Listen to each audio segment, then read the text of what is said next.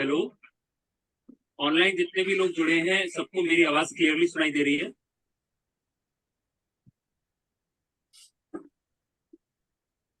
हाँ, आ रही है भैया। हेलो, आ रही है, आवाज आ रही है आपकी। आ रही है आवाज? ठीक। हाँ जी।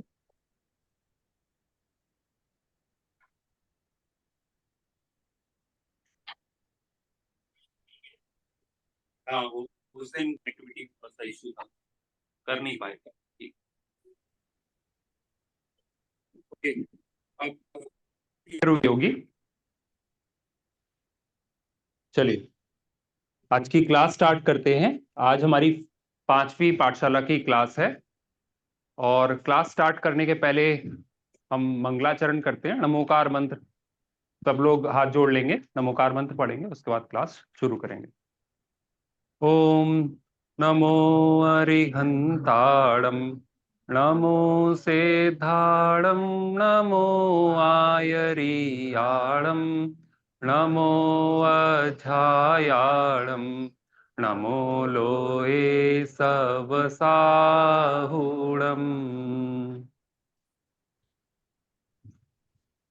तो अभी तक हमने 4 पाठशाला क्लासों में 3 चैप्टर कवर किए। बालबोध भाग 1 जो हमने पढ़ना शुरू किया था, पहला चैप्टर था नमोकार मंत्र, दूसरा चैप्टर था चत्तारी मंगल पाठ और तीसरा चैप्टर था तीर्थंकर तीर्थंकर और भगवान। तो इन तीनों में कोई कंफ्यूजन नहीं होगा और हमारे पास 2 वीक की बीच में छुट्टी भी हो गई थी, तो सबने रिवाइज कर लिया होगा। तो कुछ क्वेश्चंस हमने कल पोस्ट किए थे ग्रुप पे, एक बार 5 मिनट में हम जस्ट उसका रिवीजन करेंगे। वो क्वेश्चंस यहाँ पे आप ओपन कर सकते हो चाहो तो।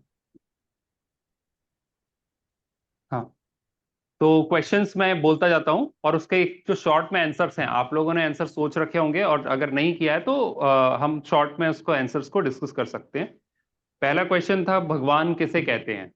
तो क्या है, भगवान किसको कहते हैं? भगवान 2 प्रकार के होते हैं, सयोग केवली और अयोग केवली, मतलब शरीर सहित और शरीर रहित, सिद्ध भगवान और अरिहंत भगवान। और भगवान के 3 कैरेक्टरिस्टिक्स हैं वैसे तो। क्या है? पहला सर्वज्ञ, ज्ञानी तो सभी हैं, सर्वज्ञ होने चाहिए। सर्वज्ञ मतलब पूर्ण ज्ञानी, है ना। वीतरागी, पूर्ण वीतरागता, राग और द्वेष का अंश भी जिसमें ना हो। और तीसरी क्वालिटी क्या है? हितोपदेशपना। हितोपदेशपना किस किस का होता है? हितोपदेशपना होता है अरिहंत परमेष्ठी का। सिद्ध परमेष्ठी क्या हितोपदेशी हो सकते हैं? नहीं हो सकते हैं। क्यों? क्योंकि वो हाँ, शरीर रहित है। शरीर रहित है तो उनकी दिव्य ध्वनि नहीं खिरती है। जब वो बोलते ही नहीं तो हित का उपदेश कैसे देंगे? इसलिए हितोपदेशी वाला जो कैरेक्टरिस्टिक्स है वो कंपलसरी नहीं है भगवान होने के लिए। भगवान होने के लिए 2 जरूरी है, सर्वज्ञ होना और वीतरागी होना। ठीक है। दूसरा क्वेश्चन, वीतरागी किसे कहते हैं? इसी का सबसेट है। हमने बोला सर्वज्ञ और वीतरागी जो होते हैं उनको भगवान कहते हैं, तो वीतरागी किसको कहते हैं और सर्वज्ञ किसको कहते हैं? तो वीतरागी किसको कहते हैं? जिनका राग बीत गया हो। तो क्या राग बीत जाने पे वीतरागी होते हैं? उनका द्वेष हो सकता है उनके पास? नहीं। राग और द्वेष ये 2 एक सिक्के के 2 पहलू हैं। जहां राग है वहां द्वेष है ना। ऐसा नहीं हो सकता कि आपने राग तो छोड़ दिया और द्वेष रह गया, और ऐसा भी नहीं होता कि आपने द्वेष छोड़ दिया और राग रह गया। ऐसा होता है क्या? होता है। जब आप 5वें गुण स्थान तक द्वेष होता है, 6वें गुण स्थान से लेके 14वें गुण स्थान तक सिर्फ राग होता है। राग ज्यादा बड़ा शत्रु है, राग बहुत प्रबल है। राग, द्वेष और राग जो 2 एक सिक्के के 2 पहलू हैं, इसमें से अगर आप सब बोलते हैं गुस्सा मत करो, ये मत करो, वो मत करो, ये सारी की सारी जो द्वेष की जो चीजें हैं वो 5वें 6वें गुण स्थान तक आते थे खत्म हो जाती हैं। बाद में सिर्फ राग ही राग रह जाता है, मंद राग रह जाता है। इसलिए जिसने राग को जीत लिया है उसने द्वेष को ऑटोमेटिकली जीत लिया है। इसलिए हमने कहा वीतराग मतलब क्या? तो वीतराग मतलब केवल वीत राग को जीतने वाला नहीं, राग और द्वेष को जीतने वाला। इसलिए जो वीतरागी है उसको हम क्या कह सकते हैं? वीत द्वेषी भी है। उसने द्वेष को भी जीत लिया, इसलिए वो वीत द्वेषी है और वीतरागी है। तीसरा क्वेश्चन, सर्वज्ञ किसे कहते हैं? सर्वज्ञ की परिभाषा एक लाइन में कौन बताएगा? 3 काल 3 लोक के 3 लोक 3 काल के समस्त पदार्थों को युगपत, जो पर्यायों सहित, हाँ, समस्त युगपत उन सारी समस्त पर्यायों सहित जानते हैं। जैसे इस तीन लोक कौन से हो गए? हमने 3 लोक के बारे में डिस्कस किया था तमोकार मंत्र के डिस्कशन के टाइम पे, ऊर्ध्व मध्य और अधोलोक। और 3 काल मतलब क्या? भूतकाल, भविष्यकाल और वर्तमान काल। इन तीनों लोकों, तीनों कालों में जितने सब्सटेंसेस जो आपको दिखाई दे रहे हैं, जो नहीं दिखाई दे रहे हैं, हर सब्सटेंस के पर्यायें होती हैं। मतलब जैसे अभी ये पेन है, इस पेन की भूतकाल की पर्याय क्या थी? ये प्लास्टिक था। भविष्यकाल की पर्याय क्या होगी? ये गार्बेज होगा। सारी पर्यायों सहित युगपत, युगपत का मतलब क्या होता है? साइमल्टेनियसली, जैसे आप बोलते हैं मल्टीटास्किंग। मल्टीटास्किंग का मतलब आप एक समय में बहुत सारे काम कर रहे हैं। तो युगपत जानते हैं केवली भगवान, ऐसे सारे द्रव्यों की सारी पर्यायों को एक साथ एक समय में जानने का काम, उसको कहते हैं सर्वज्ञता। तो इसमें बारेल जी बोलते हैं कि खाली 3 लोक नहीं, अलोकाकाश भी जोड़ो इसमें। हाँ, लोक और अलोक, क्योंकि अलोक की कोई लिमिटेशन नहीं है, इसलिए अलोक की उन्हें, सर्वज्ञ के ज्ञान में भी अलोक की कोई बाउंड्री नहीं दिखाई देती है। ठीक है, तो ये सर्वज्ञ की परिभाषा होगी। आओ भाई, ज्ञान तुम्हारा इंतजार कर रहे थे, अभी तक मन नहीं लग रहा था मेरा क्लास में।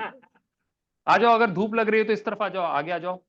लग रही है धूप? ठीक है, चलो। तो बच्चे लोग आगे आओ, बच्चे थोड़े से आगे आओ, तुम दोनों अपनी आगे चेयर ले लो। थोड़ा और आगे चेयर हाँ, चेयर्स थोड़ी सी आगे कर लीजिए, पीछे ले लो।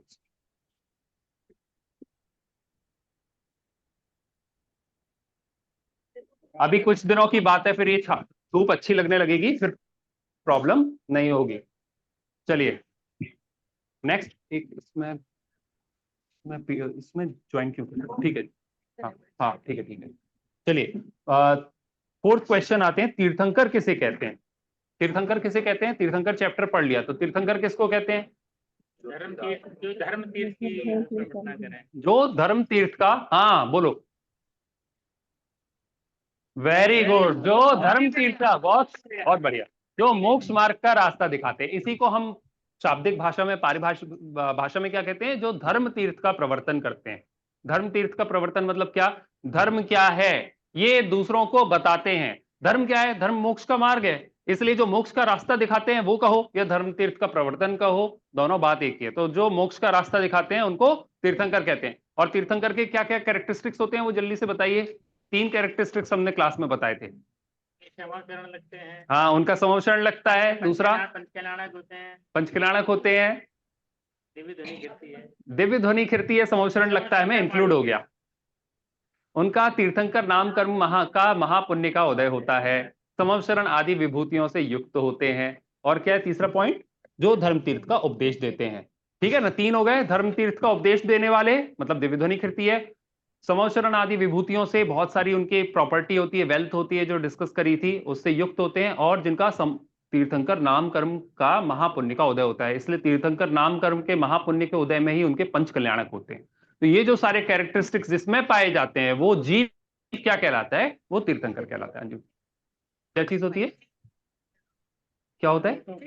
चिन्ह। हाँ, चिन्ह होता है तीर्थंकरों को आइडेंटिफाई करने के लिए। क्या क्वेश्चन है? इंदु आंटी का क्वेश्चन है। हाँ, इंदु आंटी का क्वेश्चन। पता नहीं। कुछ क्वेश्चन है, अगर आप तो आप क्वेश्चन है, अगर आप तो अनम्यूट करके पूछ सकते हैं। तो आप अनम्यूट करके पूछ सकते हैं।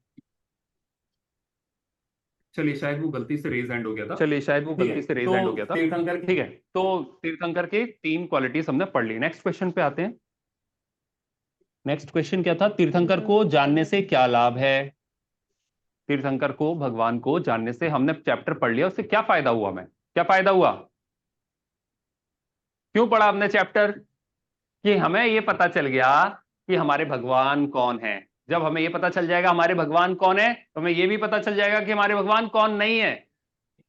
पता चल गया ना? तो कहां जाना है, किन के पास जाना है वो पता चल गया, तो कहां नहीं जाना वो पता चल गया ना। कि हमारे 24 तीर्थंकर हैं, हमारे 24 तीर्थंकरों के अलावा हमें कहीं और जाने की जरूरत नहीं है।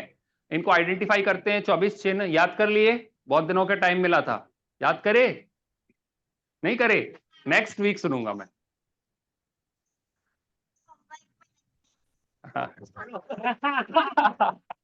तुम्हें याद है पूरे 24? चलो इस क्लास के बाद सुनेंगे, ठीक है ना? याद कर। 23 याद है? 20 के ऊपर याद होंगे तो प्राइज मिलेगा, ठीक है ना? 20 सुनाने होंगे मिनिमम।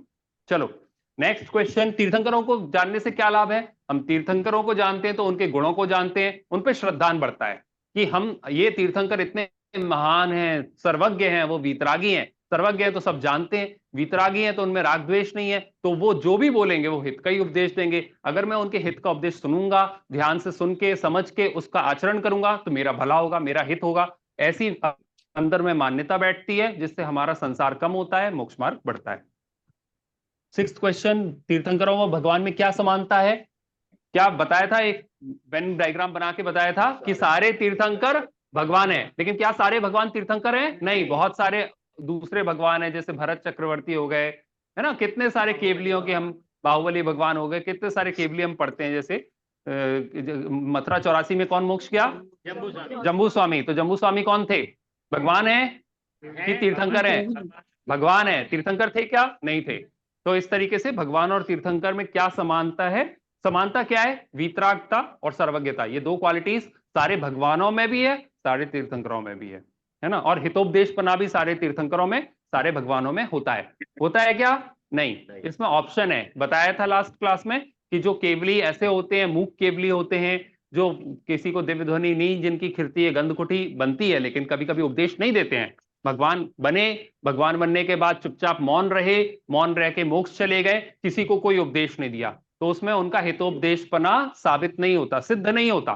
तो ऐसे भगवान हितोपदेशी हो भी सकते हैं, नहीं भी हो सकते हैं, लेकिन तीर्थंकर हमेशा दिव्य ध्वनि खिरती ही खिरती है, समोचरण बनता ही बनता है, इस कारण वो हमेशा हितोपदेशी होते ही होते हैं।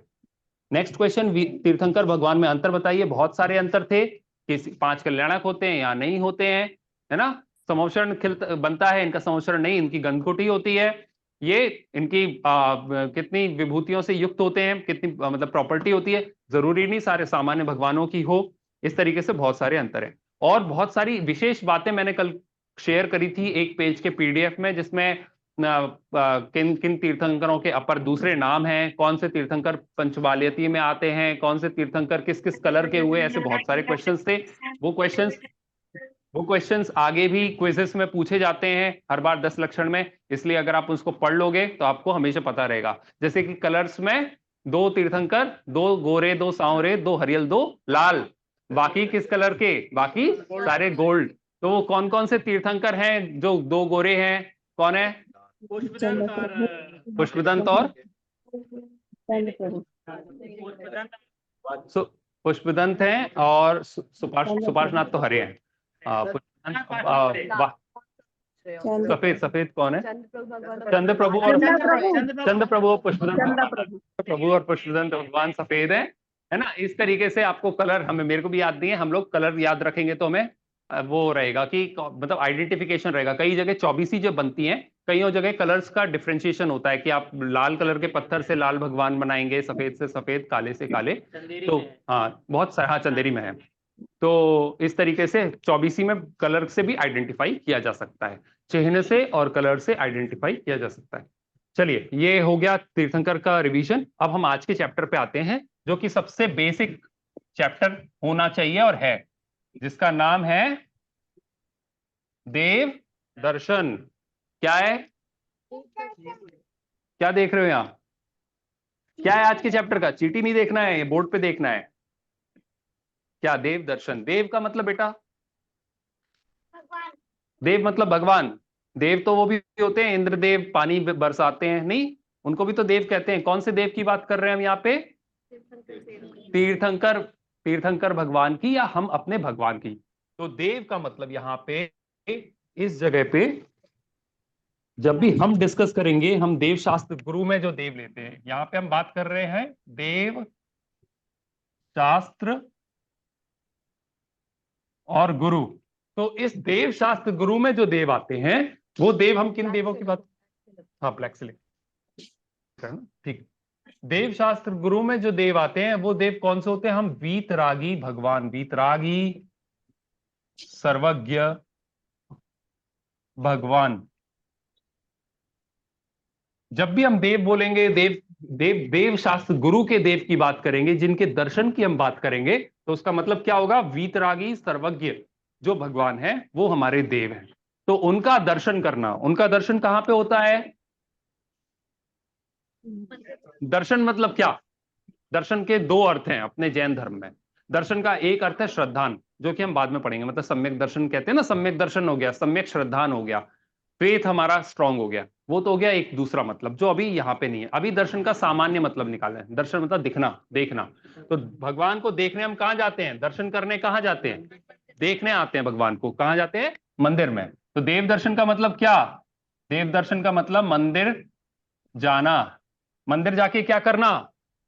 मंदिर आए ना अपन, मंदिर आके क्या करना पड़ता है?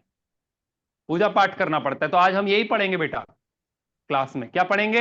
या मंदिर क्यों आते हैं, और मंदिर आके हमें क्या करना चाहिए, और मंदिर में क्या नहीं करना चाहिए। क्या पढ़ेंगे? मंदिर क्यों आते हैं, मंदिर क्या क्या करना चाहिए, क्या क्या नहीं करना चाहिए।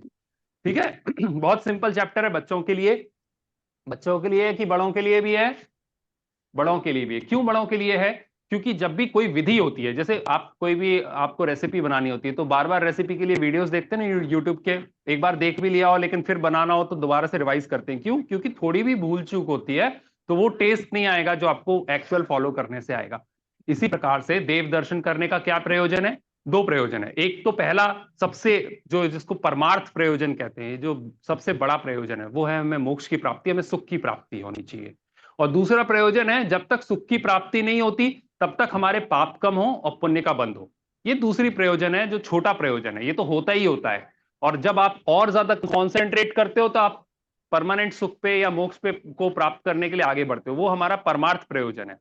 तो जो प्रयोजन की प्राप्ति हमें चाहिए, जो हमें रिजल्ट चाहिए मंदिर आने का, वो कब मिलेगा? जब हमें पूरा प्रोसीजर पता होगा और वो प्रोसीजर हम टू द लाइन फॉलो करेंगे। जितना जितना हम प्रोसीजर के पास आते जाएंगे, फॉलो करते जाएंगे, उतना उतना पुण्य का बंध अच्छे से होगा और हमें समझ में आएगा कि हमारा धर्म क्या है, और जो हमें परमार्थ हमारे प्रयोजन तक लेके जाएगा, मोक्ष तक लेके जाएगा। ठीक है। तो मंदिर जाने का सबसे पहले देव प्लस दर्शन। देव दर्शन मतलब देव का दर्शन करना। देव किसको कहा? जे वीतरागी सर्वज्ञ भगवान का हो, या फिर इनको क्या कह सकते हैं हम? जिनेंद्र भगवान। जिनेंद्र क्यों कहा इनको? इंद्रियों को जीतना। अहमेंद्र, धर्मेंद्र, बहुत सारे इंद्र होते हैं ना। हाँ, तो जिनेंद्र क्यों? जिन्होंने इंद्रियों को जीत लिया है, जिन्होंने अपने इंद्रियों को, सेंसेस को, और अपने मन पे, माइंड भी एक इंद्रिय है, तो माइंड और बॉडी के सेंसेस पे जिनने अपना 100% कंट्रोल कर लिया है, उनको हमने कहा जिनेंद्र। तो ऐसे जिनेंद्र भगवान को हमने देव कहा। इन जिनेंद्र भगवान के दर्शन को हमने कहा देव दर्शन। जिनेंद्र भगवान कहाँ मिलते हैं? जिन मंदिर। जिन मंदिर मतलब जहां पे जहां पे जिनेंद्र भगवान बैठ जाए। अच्छा, जिन मंदिर मतलब क्या? जैसे हमने बिल्डिंग बना दी, बिल्डिंग बना के अभी मंदिर बना नहीं है, अभी जैसे यहाँ पे मंदिर बनेगा ना, बनना शुरू होगा, तो जब तक मंदिर बनना तो शुरू हुआ लेकिन वहां पे मंदिर में प्राण प्रतिष्ठा नहीं हुई, भगवान विराजमान नहीं, तो वो क्या मंदिर कहला सकता है? नहीं। वो मंदिर की बिल्डिंग हो सकती है, प्रोपोज्ड है, उसको एक नए से हम कह सकते हैं कि हाँ ये हमारा मंदिर, लेकिन मंदिर तक वो नहीं होता। विराजमान भी हो गए, मान लीजिए आपने बेदी बना दी, बेदी पे भगवान की मूर्ति वहां से सांगानेर से मंगवा के रखवा ली, लेकिन जब तक पंचकल्याणक नहीं हुए, प्राण प्रतिष्ठा नहीं हुई, है ना, बेदी, तब तक वो मूर्ति पूज्य नहीं हुई। जब तक मूर्ति पूज्य नहीं है तब तक हम ये नहीं मानेंगे कि वहां हमारे जिनेंद्र भगवान बैठे हैं। और जब तक जिनेंद्र भगवान जहां पे नहीं बैठे हैं वो मंदिर नहीं है। मंदिर कब बनेगा? जब जिनेंद्र भगवान वहां पे बैठे होंगे। भगवान क्या है? जो पत्थर की मूर्ति क्या जिनेंद्र भगवान है? नहीं। हमारे यहाँ संस्कार है, पूरा 5 दिन का पंचकल्याणक होता है। वो पंचकल्याणक संस्कार विधि है, एक मूर्ति को, एक पत्थर की मूर्ति को भगवान बनाने की विधि है। वो पत्थर की मूर्ति जो कल तक पत्थर की मूर्ति थी, 5 दिन के पंचकल्याणक के प्रोसेस के थ्रू भगवान बन जाती है। और जहां वो भगवान बन गए वहां पे वो जहां पे बैठे हुए हैं वो बेदी हो जाती है, वो भी पूजी जाती है। जिस बिल्डिंग बैठे हुए हैं वो जिनालय या जिनेंद्र भगवान का मंदिर बन जाता है। ठीक है। नेक्स्ट क्वेश्चन, नेक्स्ट है दर्शन विधि। अब चलिए स्टार्टिंग कहां से करेंगे? मंदिर आने से पहले, मंदिर हम घर पे हैं, घर मंदिर आने, मंदिर का प्रयोजन क्या है थोड़ी देर में डिस्कस करेंगे, लेकिन हम स्टार्ट कहां से प्रोसेस करते हैं? घर से। प्रोसेस मंदिर में आने के बाद स्टार्ट नहीं होती, प्रोसेस होती घर से। क्यों होती है घर से? क्योंकि मंदिर, हम घर पे रहते हैं। आप कभी भी देखिए, मान लीजिए आपने दूध गर्म किया और आपको दूध बाहर छोड़ोगे तो दूध खराब हो जाएगा, गर्मियों में हो जाता है, तो क्या करते हैं हम? फ्रिज में रखना होता है। तो क्या आप गर्म दूध जो आपने उबाला आप डायरेक्टली फ्रिज में रख देते हो? कूल ऑफ करने का टाइम देते हैं, ठंडा हो जाए, नॉर्मल टेम्परेचर पे आ जाएगा, तब आप रखोगे।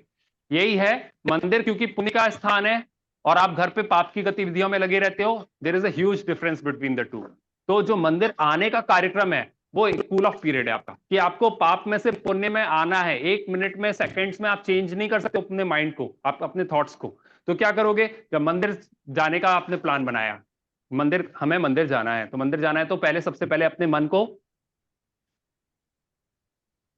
मंदिर जाना है तो अपने मन को शांत करोगे, अपने वहां से मंदिर से, जैसे पहले तो लोग पैदल चल के आते थे, आजकल हम गाड़ियों से आते हैं, तो क्या कर सकते हैं, जैसे ही मंदिर के लिए बाहर निकले आप अपने कुछ भी विनती या कुछ भी पूजन वगैरह जिसका भाव लगता है, भक्ति वगैरह हो सकती है, वो आप पढ़ना शुरू करें। अगर आपको याद है, अगर आपको याद नहीं है तो आप अपने प्ले कर सकते हो कार में या उसमें, ताकि आप जब रास्ते में आ रहे हो तो आप अपने बाकी सारी चीजों को जो डेली की एक्टिविटीज में एंगेज थे उसको भूल जाओ और थोड़ी देर के लिए अपने माइंड को कंसंट्रेट करो पुण्य की गतिविधियों में। ताकि जब तक आप मंदिर आ रहे हो, यहाँ आ जाओ, यहाँ आ जाओ, यहाँ बैठो, और आगे आ जाओ, और आगे आओ यहाँ पे, ठीक है। जब तक आप जाओगे पूरा हो जाओगे, आपका मन पाप की गतिविधियों से हटके पुण्य में आ जाएगा। तो जैसे ही आप मंदिर के अंदर प्रवेश कर रहे हो तो ऐसा नहीं हो रहा कि फोन बज रहे हैं, यहाँ वहां की आपके जॉब से रिलेटेड बातें, है ना, प्रोफेशनल रिलेटेड या आपकी पर्सनल कोई बातें वहां पे आपके माइंड में चल रही हो। तो इन सबको कट ऑफ पहले आपको कर देना है। मंदिर आने से पहले 15 मिनट 20 मिनट का जो आपका कन्वेंस टाइम है, उस 15-20 मिनट में अपने आपको इस तरीके से वो करना है, मेंटली इस पिकअप में लेके आना है, हम मंदिर दर्शन करने जा रहे हैं, तो अब शांत हो जाएं, अब अपने आप को पुण्य की तरफ ढालें। ठीक है, तो घर से पाठ या स्तुति बोलते हुए प्रसन्न मन से मंदिर जी आइए, पहला स्टेप हो गया। कैसे आना है मंदिर? जैसे मंदिर कार में जाते हो या स्कूटी में जाते हो या पैदल आते हो तो क्या करना है, रास्ते में आपको कोई स्तुति, स्तुति क्या याद है कुछ? हाँ, बाइक से भी जाते हैं ना, तो बाइक से कुछ याद करना चाहिए अपन को, जैसे नमोकार मंत्र याद है, और इसके अलावा कुछ याद है, तारी मंगलम पाठ याद है, और कुछ याद है, करना चाहिए। अभी हम पाठ बताएंगे कि क्या क्या तुम लोग याद कर सकते हो। हाँ, वो तो याद है, उसके बाद क्या याद है वो तो खत्म हो जाएगा 1 मिनट में, फिर क्या बोलोगे? हाँ हाँ, तो और भी चीजें याद करनी चाहिए, हमारे पास बहुत सारे पाठ हैं। हाँ, नहीं तुम लोग कर सकते हो बेटा, हम बताएंगे, अब तुम्हें टास्क देंगे, होमवर्क। ब्लेम पापा पे, तुम लोग क्या कर सकते? हाँ, पापा नहीं, तुम्हें करना है, अब हम टास्क देंगे, तुम्हें देंगे और तुम्हें याद करके आना है, ठीक है? हाँ, पेपर में, ठीक है, मोबाइल पे भी भेज देंगे पापा को, ठीक। पापा प्रिंट करके पेपर में, ठीक है, पेपर से याद कर लेना। चलो, तो हमें जो भी वगैरह याद है वो पढ़े मंदिर आना चाहिए। दूसरा, मंदिर में बार आपने, ये एक गलत हैबिट होती है, एक चीज, जैसे हम मंदिर में आते हैं भगवान के सामने, हमें कभी ये रखना चाहिए कि भगवान की नजरों के सामने अगर गेट है और बाहर चप्पल जूते नहीं उतारने चाहिए, चप्पल जूते उनकी साइड के बाहर होने चाहिए। तो हमारे यहाँ जैसे हमारी मंदिर की व्यवस्था है, कोशिश करनी चाहिए या तो आप वाटर कूलर के उस तरफ पीछे साइड को उतारें या बाहर उतार दें। रात के टाइम आप आ रहे हैं तो अंदर उतारना है अगर आपको, तो ऐसा ध्यान रखें कि आपके गेट के सामने ना हो, ठीक है ना। तो चप्पल जूते वहां पे उतार दें। एक और चीज क्या ध्यान रखना चाहिए, लेदर, हाँ, मोजे उतार के ही जाना चाहिए। मोजे भी जूते के साथ अंदर गंदे रहते हैं, कई लोग मोजे नहीं उतारते हैं, सोचते हैं कि मोजे तो साफ हैं, अंदर लेके चलते हैं। गलत पद्धति है। अपने जैन मंदिरों में आप कभी भी गुरुद्वारे वगैरह जाएं, वहां पे भी पैर साफ करके जाना पड़ता है, उनके नियम बहुत स्ट्रिक्ट होते हैं। हमें अपने नियम, अपनी शुद्धि अपने मंदिर की बनानी चाहिए। तो मोजे कभी भी पहन के अंदर दर्शन करने नहीं जाना चाहिए। तीसरी चीज, जो लोग नंगे पैर घर से ही आते हैं वो तो और भी गंदे रहते हैं पैर। हाँ, तो उसके बाद स्टेप है ना, इसके बाद आपने जूते मोजे उतार दिए, उसके बाद आपके हाथ भी गंदे हैं जूते मोजे उतारने के कारण, बिना हाथ और पैर धोए आप मंदिर जी में प्रवेश ना करें, ठीक है ना। इससे पहले एक स्टेप छूट गया, वो स्टेप क्या है, कई बार हमारे पास लेदर के वॉलेट्स या फिर बेल्ट होते हैं, वैसे पहनने नहीं चाहिए। इस तरीके की चीजें जैनों को तो सर्वथा त्यागने योग्य हैं, लेदर यूज नहीं करना चाहिए। लेकिन बाई चांस अगर आप लेदर यूज कर रहे हैं, आपको पता है कि ये मेरा बेल्ट लेदर का है या मेरे वॉलेट लेदर है, छोड़ दीजिए, या तो आप कार में आप जो भी आप हाथ धोएं, पैर भी धोएं, दोनों चीजों को साफ करने के बाद पैर पोंछते हुए मंदिर में प्रवेश करना चाहिए। नेक्स्ट स्टेप क्या होगा? नेक्स्ट स्टेप, मंदिर के बाहर एक बहुत बड़ा क्या लगा हुआ है, बोर्ड लगा हुआ है, घंटा लगा हुआ है, ठीक है ना। मंदिर के बाहर बहुत घंटा हुआ है, तो घंटा बजा चाहिए। पापा हमें ऊपर उठाओ ताकि हम घंटी बजा पाए। पापा नहीं कराते, पापा से बोलना है, ठीक है ना। तो ठीक है, क्यों बजाना चाहिए घंटा? घंटा बजाने से दो फायदे होते हैं। पहला एक ये होता है कि घंटे जो होती है प्योरीफाइंग होती है, एक तरीके से जो एनवायरनमेंट है उसमें सूदिंगनेस या कामनेस आती है। और दूसरा ये होता है कि हमारे पवित्र परिणाम उस समय और जागृत होते हैं घंटे के प्रभाव से। क्यों? हमारी जो थॉट एक्टिविटी है, कोई भी आवाज आती है, कोई भी एक थर्ड की साउंड होती है, जो थॉट एक्टिविटी में होते हैं उससे बाहर निकल आते हैं। तो जैसे घंटे की साउंड आती है तो हमारी जो थॉट एक्टिविटी है वो उस समय पॉज हो जाती है और हमारा कंसंट्रेशन भगवान पे जाता है। इसलिए घंटा बजाना चाहिए। और ये घंटा कब बजाना चाहिए? केवल दिन में बजाना चाहिए, रात को नहीं बजाना चाहिए, है ना। क्यों ऐसा है? क्योंकि दो कारण है उसके भी। एक तो हिंसा, मेन के कारण है जो हिंसा का है कि जब हम रात को या शाम को मंदिर दर्शन करने आते हैं, आरती के समय आते हैं, अगर उस समय घंटा बजाएंगे तो प्रकृति और जीव जंतुओं का सोने का टाइम होता है, उस समय आप उनको घंटे की आवाज तकलीफ पहुंचा रहे हो। इसलिए जैन दर्शन में कहा गया हुआ है कि शाम को ऐसी कोई भी कार्य ना करें जो कि जीव जंतुओं को आसपास के प्रॉब्लमेटिक हो, उनको कष्ट दें। तो इसलिए शाम को घंटा प्रयोग नहीं करते। आए सुबह से लेकर शाम तक, जैसे जब भी 12 बजे तक मंदिर खुलते हो तो आप सुबह 6 बजे से 12 बजे तक जब भी आप मंदिर जाते हो, या कभी दोपहर में भी जाते हो तीर्थ क्षेत्रों पे 2 बजे 3 बजे तक, तब तक आप घंटा बजाएं। उसके बाद शाम के टाइम 4 बजे के बाद नहीं बजाना चाहिए। मंदिर जी में घंटा बजाएं। फिर घंटा बजाने के बाद अंदर प्रवेश कर रहे हैं, आप देखिए अपने यहाँ पे आजकल एक ट्रेंड हो गया है, आजकल मॉडर्न आर्किटेक्चर है, इतने बड़े बड़े डोर्स बनते हैं। पहले के आप कोई भी प्राचीन मंदिर जाइए, आप पहले अगर आप कभी कुंडलपुर गए हो, हाँ, तो इतना छोटा सा गेट रहता था। जैसे हम 6 फीट के हैं तो वो गेट रहेगा 5 फीट 4 फीट का, तो ऐसे करके झुक के जाना पड़ता था। तो अब हम झुकते तो है नहीं, तो हमें क्या, गए हो, है ना, तो अपन को ये याद रखना चाहिए क्या।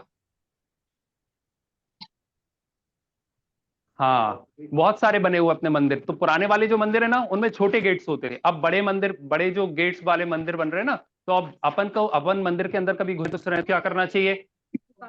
हाँ, दोनों मंदिरों में क्या करना चाहिए? झुक के जाना चाहिए। तो जैसे आप झुक के ऐसे तो नहीं जा सकते, तो क्या करना चाहिए? पहले देहरी छूनी चाहिए। मंदिर की देहरी होती थी पहले, अब तो देहरी नहीं होती है, तो देहरी छूनी चाहिए। देहरी छूने के बाद, देहरी छूने का क्या प्रयोजन है?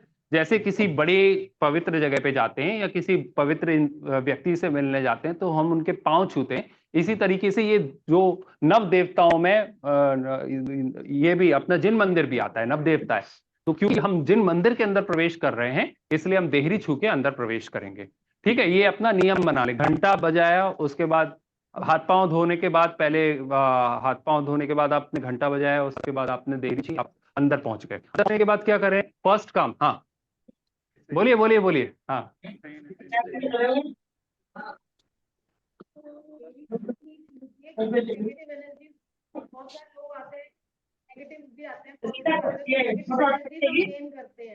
देहरी छूने से नहीं, नहीं ऐसी बैक साइड में होता है ना भगवान, वो पवित्रता का कारण है। नहीं, आप दो चीजें हैं, एक तो मंदिर के प्रवेश द्वार पे नीचे देहरी छूते हुए जाना चाहिए, ये तो पक्का सही है। उसका रीजन ये है, उसमें नेगेटिव एनर्जी की बात इसलिए नहीं है कि बहुत लोग छूते हैं, उसमें तो ये है क्योंकि बहुत लोग छूने के बाद भी क्या, नव देवताओं में, जिन मंदिर नव देवताओं में से एक देवता है। तो जब आपने नव देवताओं को पूज्यता के स्थान पर रखा है, तो जब पूज्य है जिन मंदिर, तो पूज्य जो चीज पूज्य है उसके आप पैर क्यों नहीं छूओगे? तो कोई लॉजिक नहीं बता कि आप पैर नहीं छू। एनर्जीज की जो बात आप करते हैं वो हमारे जैन दर्शन में कहीं पे भी डायरेक्टली नहीं आई है। यहाँ पे नेगेटिव एनर्जी है, पॉजिटिव एनर्जी है, पॉजिटिव वाइब्रेशन है, नेगेटिव वाइब्रेशन है, ऐसी कोई बात हमारे जैन में नहीं आती। और जैन मंदिर तो वैसे भी पॉजिटिविटी का एक वो है, एक तरीके से घर है। मंदिर मतलब आलय, तो जहां जिनेंद्र भगवान बैठे हैं वो पॉजिटिव ही है, वहां नेगेटिविटी का कोई काम नहीं। यही तो बात है, खास बात यह है। देखिए, समवशरण की एक बात, ये जिन मंदिर क्या है, समवशरण का प्रतीक होता है। और समवशरण में एक खास बात होती है, वहां पे आपसी बैर भूल जाते हैं। तो हमारी कई सारी वेदियों में आपने देखा होगा, एक गाय बनी रहती है, एक सिंह बना रहता है, दोनों ही एक पानी का रखा हुआ है तबेला, दोनों उसमें पानी पी रहे हैं, और दोनों के बच्चे जो हैं एक दूसरे का दूध पी रहे हैं। आपने देखा होगा ये। तो ये क्या होता है एक्चुअली, समवशरण में यही होता है कि बहुत सारी परस्पर बैरी जो होते हैं, जैसे सांप और नेवला, जैसे गाय और शेर, इस तरीके के जीव वहां जाते हैं और बगल बगल में बैठे रहते हैं, सब अपना बैर भाव भूल जाते हैं। तो ये जैन मंदिर जो होता है, जिन मंदिर जिनालय वो शरण का प्रतीक होता है। आप इसको समोपशरण भी कह सकते हो और मान सकते हो।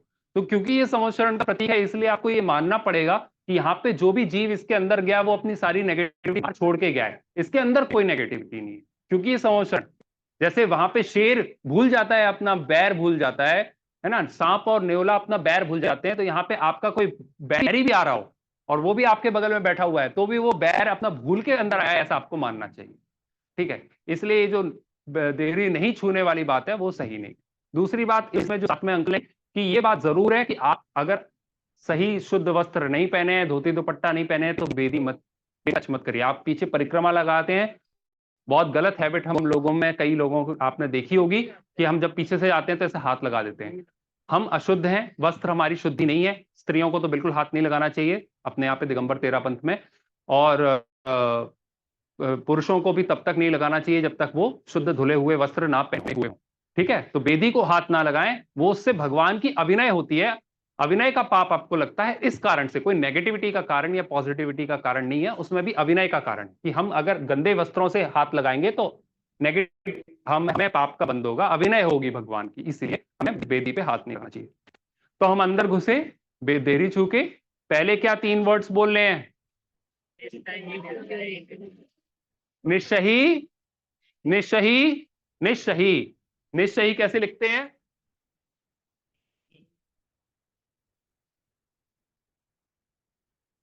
निस्सही। तो इसको क्योंकि निस्सही होता है तो इसको निस्सही भी पढ़ सकते हैं, ये संस्कृत का रूल है, ज्यादा डेप्थ पे जाने की जरूरत नहीं है, लेकिन निस्सही है तो निस्सही भी पढ़ सकते हैं। तो निस्सही, निस्सही, निस्सही 3 बार बोल के अंदर प्रवेश करें। तो 3 का क्या फायदा है? निस्सही का पहले मतलब क्या है? सांसारिक बाधाओं संसार बातों की, को छोड़ करके हाँ, पीछे हट जाओ, आगे बढ़ो अपने मंदिर में। हाँ, संसारिक बातों को छोड़ के आगे बढ़ जाना, मतलब संसार की बहुत सारी बातें हम अंदर बाहर चल रही होती हैं। जैसे बाहर कोई आया, कोई मिला, हम लोग मंदिर आते हैं तो कोई ना कोई यहाँ पे बैठा होता है, पंडित जी बैठे हुए हैं ना, तो सबको जय जिनेंद्र किया, नमस्कार किया, यहाँ वहां की बातें करी। अब हम अंदर प्रवेश कर रहे हैं, इन सारी मन बातों में को भी यही जो छोड़ना है, चलती रहती है ना, इन उनको सारी भी बातों को, इन सारे विकल्पों को, हाँ सारी।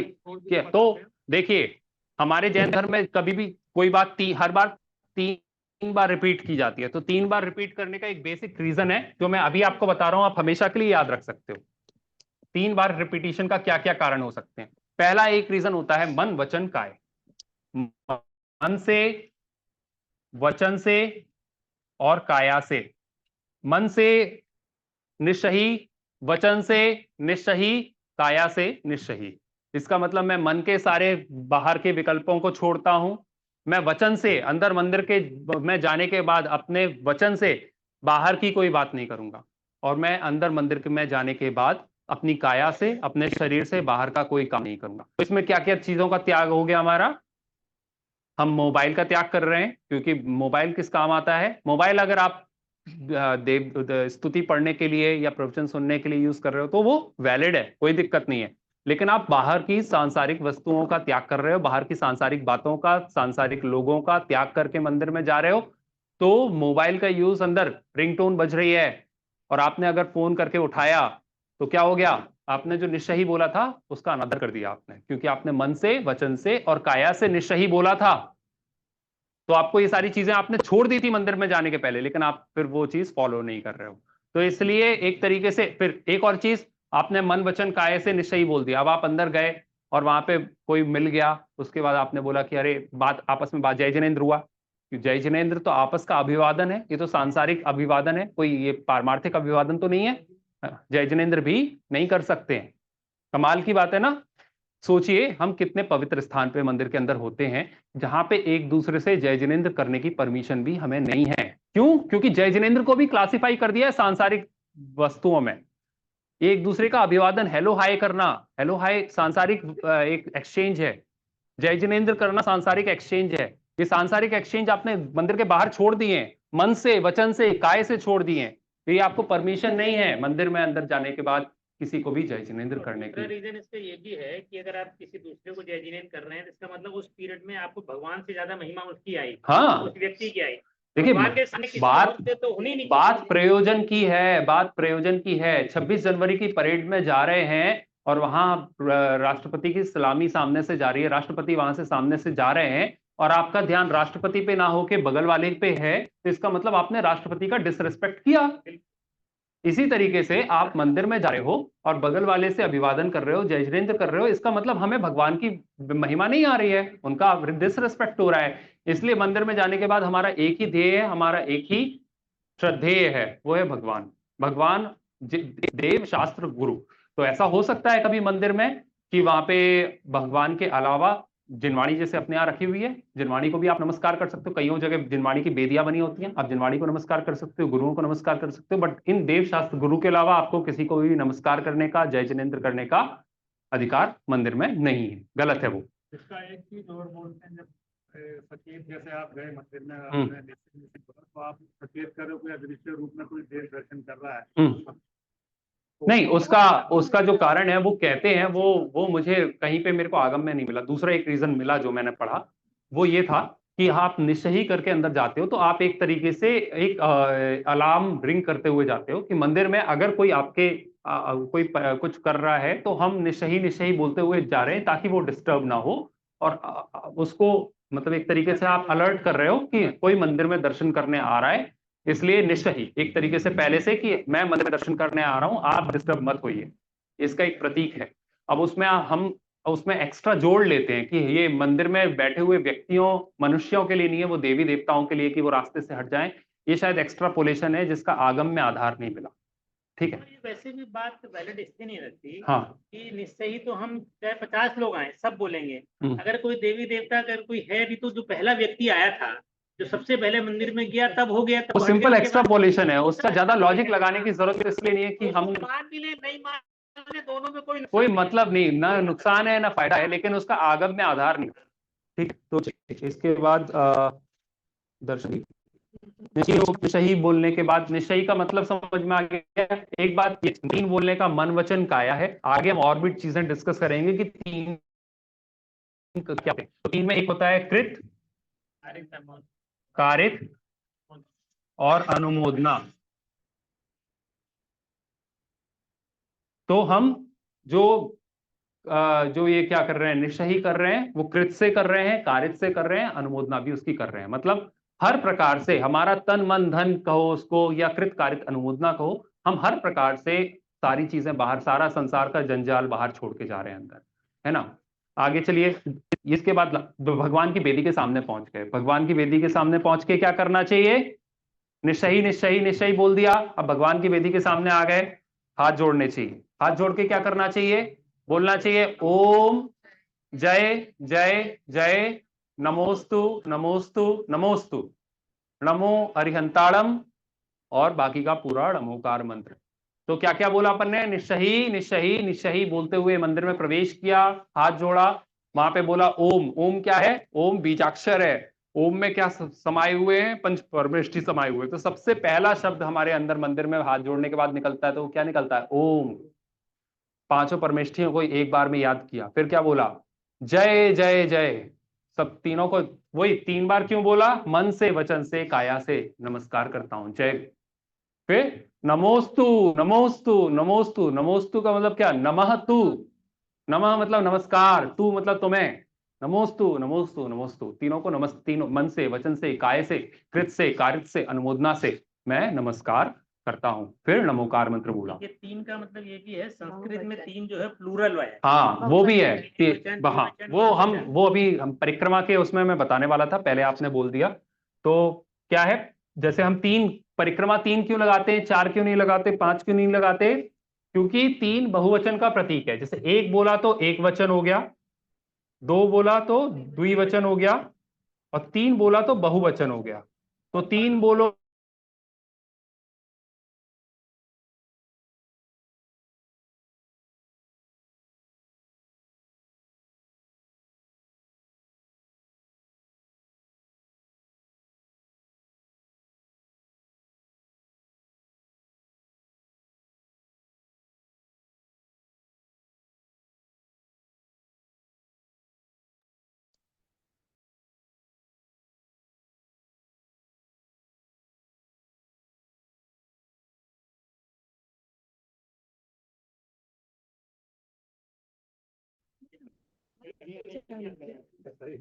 नहीं जा रही थी, म्यूट था।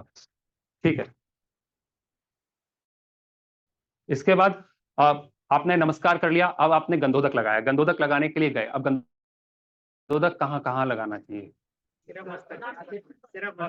नहीं, नाभि से ऊपर का कोई हमारे यहाँ वो नहीं है, नहीं, सिर्फ मस्तक पे। ये भी कंट्रोल हो सकता है, लेकिन जो आगम में है वो मैं आपको बता रहा हूँ, सिर्फ मस्तक पे गंधोदक लगाना चाहिए। मस्तक का मतलब क्या है? मस्तक का मतलब बाल नहीं होता, मस्तक का मतलब ये नहीं है, ये मस्तक नहीं है। क्यों? क्योंकि बाल अपवित्र होते हैं। बाल अपवित्र हैं, ये कैसे पता चलता है? क्योंकि एक बाल भी अगर हमारे खाने में गिर जाए तो अंतराय हो जाता है।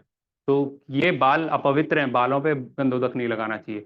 और नवमल द्वार बहें घिनकारी अस्देह करें किम यारी। तो इस शरीर में 9 मल द्वार हैं, उन 9 मल द्वारों में सबसे पहले 2 मल द्वार कौन से हैं? 2 आंखें, 2 कान, नाक, मुंह।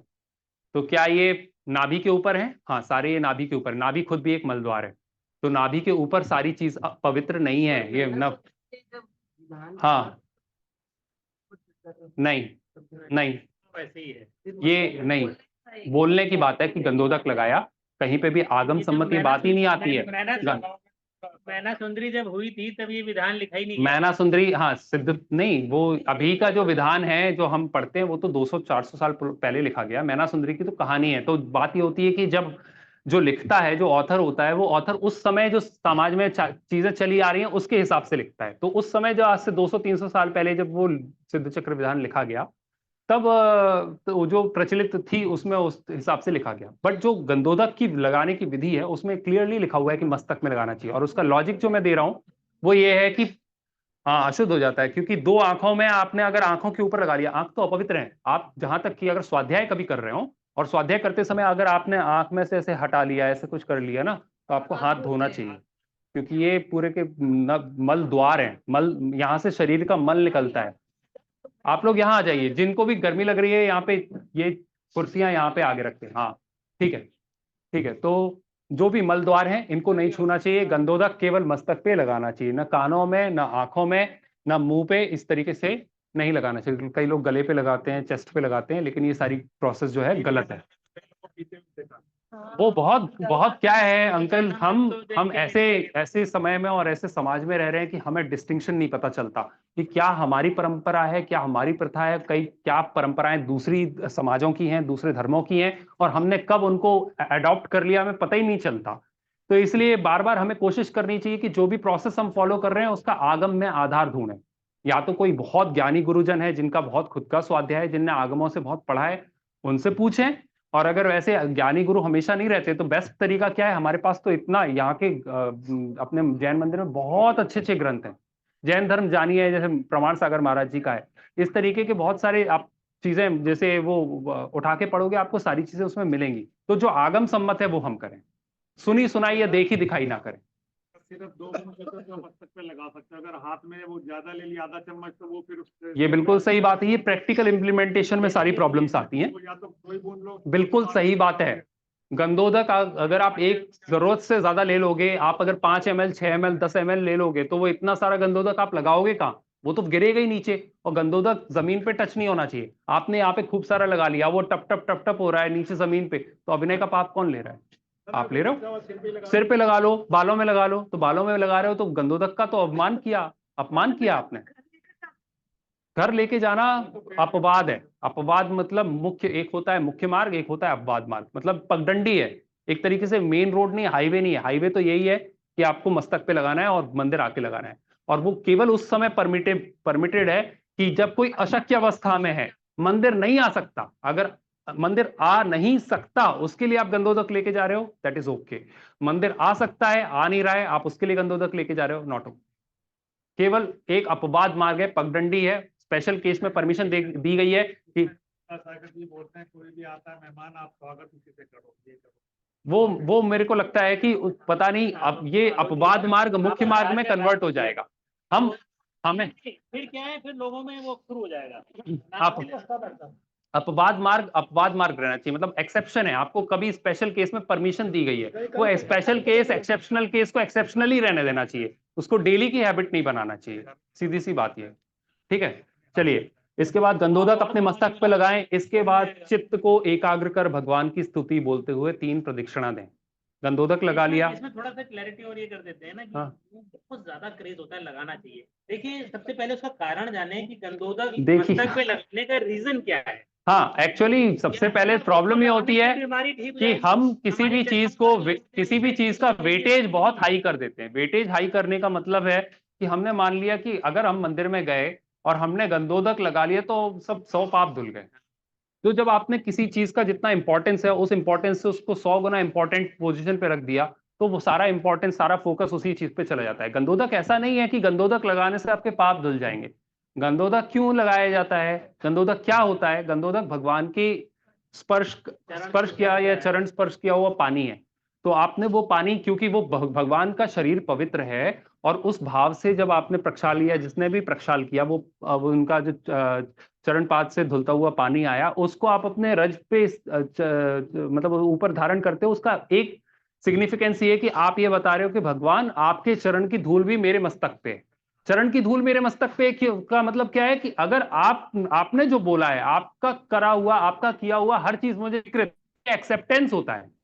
जैसे हम पैर छूते हैं भगवान अपने माँ बाप के पैर छूने का या बड़े बुजुर्गों का पैर छूने का रीजन क्या होता है कि आप मेरे आदर्श हो, आपने जो किया है मैं आपका रिस्पेक्ट करता हूं और मैं वैसा बनने की कोशिश करूंगा। ये सेम सिग्निफिकेंस गंधोदक का है कि गंधोदक लगाने का मतलब यह है कि भगवान आप तो पहुंच गए, आप तो परम पवित्र हो और आपकी पवित्रता मैं स्वीकार करता हूं, आपके बताए हुए मार्ग को मैं स्वीकार करता हूं, अपने सरोधार्य करता हूं, अपने सर पे रख रहा हूं। सर पे वो चीज रखी जाती है जो आपके लिए प्राइम इंपॉर्टेंस की, और आपके चरण की धूल मेरे प्राइम इंपॉर्टेंस की।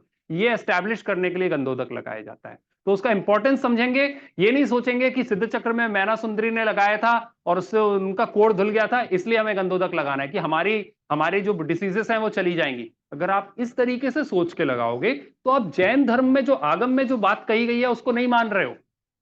आगम में कहीं नहीं लिखा गया कि आप गंधोदक लगाएं तो इनसे ये रोग दूर हो जाएंगे, इसलिए आपको गंधोदक लगाना चाहिए। हाँ, 2 बातें होती हैं। कभी भी आप, जैसे आपने घी निकाला है ना, मलाई से घी निकाला तो उसमें फोक बचता है आखिरी में, तो क्या फोक जो बचता है उसके लिए हम मलाई गर्म करते हैं? घी निकालने के लिए करते हैं, वो तो साइड प्रोडक्ट है। इसी तरीके से कभी कोई रोग दूर हो जाता है क्योंकि भगवान परम पवित्र हैं, उनके गंधोदक में बहुत शक्ति है और उस शक्ति से रोग दूर हो सकते हैं। नहीं है, नहीं हुए, ऐसा नहीं कहते हैं, लेकिन वो साइड प्रोडक्ट है, उसके लिए आप गंधोदक नहीं लगाओगे, वो तो साइड प्रोडक्ट है। जैसे हमने घी निकालने के लिए मेनली मलाई गर्म करी थी या दही से हमने, मक्खन से हमने घी निकाला, तो वो जो मेन तो हमारा प्रोडक्ट था वो घी था। इसी तरीके से यहाँ पे गंधोदक लगाने का मेन जो प्रयोजन है वो तो ये है कि भगवान आप मेरे लिए इतने इंपॉर्टेंस हो कि मैं देखो आपका जो पानी है वो यहाँ पे माथे पे लगा रहा हूँ। तो ये मेन इंपॉर्टेंस है। साइड इंपॉर्टेंस है कि उससे रोग दूर हो जाए। अगर आप रोग दूर होने के प्रयोजन से कर रहे हो तो आप सोचिए आप बाई प्रोडक्ट के लिए कितना वो काम कर रहे हो। और दूसरा ये है कि जो लोग प्रक्षाल नहीं किया जिन्होंने, उनको भी ये फीलिंग आनी चाहिए कि हमने भगवान के चरण छू लिए, क्योंकि ये जल भगवान के चरण स्पर्श करके आया है, तो हमने भी। तो हर कोई नहीं कर पाता है प्रक्षाल, तो जिसने प्रक्षाल नहीं किया तो वो गंधोदक लगाने से उसका ये हो गया कि भगवान मैंने आपका प्रक्षालन कर लिया, ये प्रूव हो गया। चलो, फिर ये स्तुति करते हुए आपने 3 प्रदक्षिणा लगा ली। फिर जब पूरे ये प्रोसेस पूरी हो गई उसके बाद क्या किया? आपने हाथ नीचे किए और कायोत्सर्ग मुद्रा में 9 बार नमोकार मंत्र किया है। क्या उसको अपन सिंपली कायोत्सर्ग कह देते हैं कि कायोत्सर्ग किया। कायोत्सर्ग का मतलब क्या? कायोत्सर्ग मुद्रा, जैसे हमारे यहाँ ये जो खड़गासन मुद्रा होती है उसको कायोत्सर्ग मुद्रा कहते हैं। तो कायोत्सर्ग मुद्रा में गए और कायोत्सर्ग मुद्रा में आंखें बंद करके अपने भगवान का 9 बार नमोकार मंत्र नाम लिया, 9 बार नमोकार मंत्र बोला। परिक्रमा के बाद पढ़ना चाहिए? परिक्रमा के बाद पढ़ना चाहिए। परिक्रमा पहले आपने, प्रोसेस क्या हुई, आपने सही बोला नहीं, वो प्रोसेस में दोनों बाद में भी लगा सकते हैं, इसमें भी लगा सकते हैं, बट प्रोसेस ये हुई आपने पहले नमोकार ओम जय जय जय नमोस्तु नमोस्तु नमोस्तु बोला, 5 नमोकार मंत्र बोला। नमोकार मंत्र के बाद आपने अष्टांग नमस्कार किया। अष्टांग नमस्कार करने के बाद या तो आप गंधोदक लगा लीजिए या गंधोदक बाद में भी आप लगा सकते हैं।